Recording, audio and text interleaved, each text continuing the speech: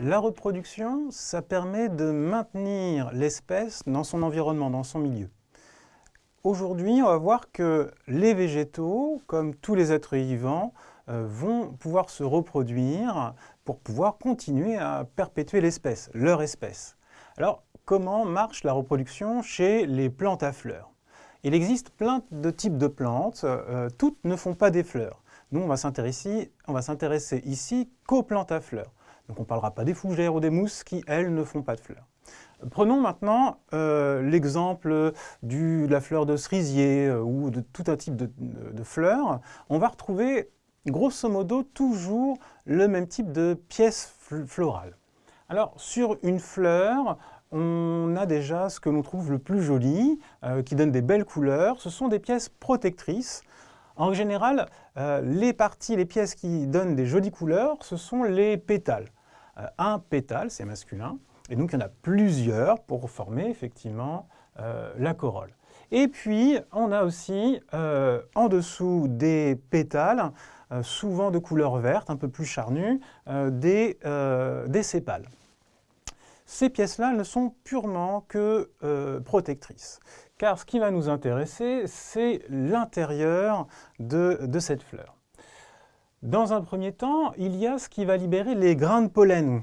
Ces grains de pollen, ils sont libérés par les étamines. Il y en a plusieurs sur une fleur, parfois beaucoup. Et puis, à l'intérieur de cette fleur, on va retrouver ce qu'on appelle le pistil.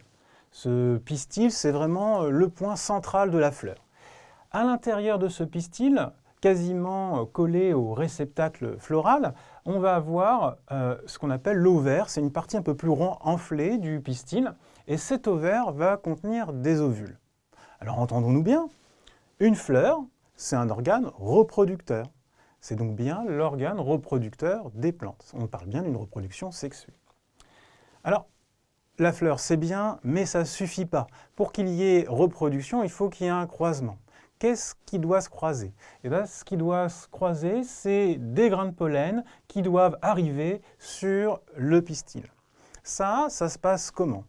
Ben, ça se passe grâce à des insectes pollinisateurs, comme l'abeille que tu connais bien. Cette abeille, elle va aller butiner de fleur en fleur. Elle, ce qui l'intéresse en général, c'est le nectar qu'on va trouver au fond des pièces florales protectrices. Et puis, en passant, elle va venir se frotter aux étamines qui vont libérer des grains de pollen. Et puis, elle va aller sur une autre fleur. En arrivant sur le pistil, des grains de pollen vont tomber.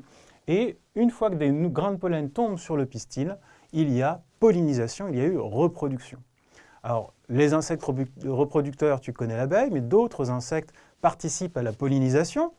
Et puis, le vent aussi peut participer à la pollinisation. Par exemple, les chatons des noisetiers, qui sont des fleurs très spéciales, très spécialisées, que des fleurs mâles, qui ont une forme très particulière, en petits bâtonnets. Lorsqu'il y a un coup de vent, les grains de pollen très légers peuvent être dispersés très très loin et donc tomber sur le pistil d'une fleur femelle.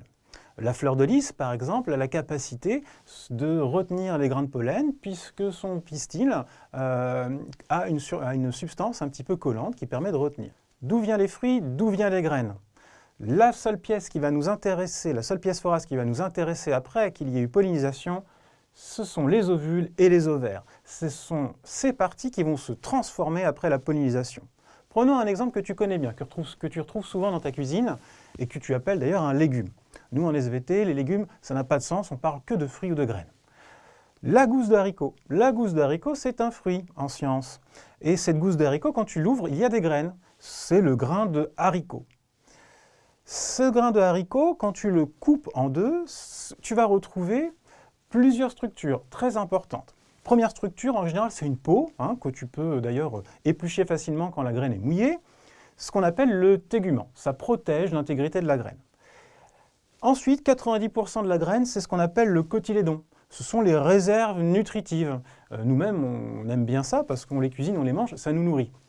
Mais cette réserve nutritive, elle est allouée normalement à l'embryon de la future plante. Puisqu'on va voir dans la graine une petite plantule qui possède déjà de petites feuilles, futures feuilles de la future plante. Tu pourras lors d'un prochain apéro avec tes parents, regarder les petites cacahuètes grillées, tu les ouvres et tu verras que souvent tombe l'embryon qui a été grillé. Mais c'est un embryon. Ça veut dire que si la graine n'avait pas été cuisinée, grillée au préalable, on aurait pu la planter et donc donner un nouveau végétal. Là encore, le problème chez les végétaux, c'est que fleurs, graines, tout ça, ça ne se déplace pas. Comment la graine va pouvoir ensuite coloniser ou aller dans un nouveau milieu? Et bien ça, c'est la dissémination qui le permettra. Chaque graine, ou chaque fruit peuvent être transportés et déplacés par différents moyens.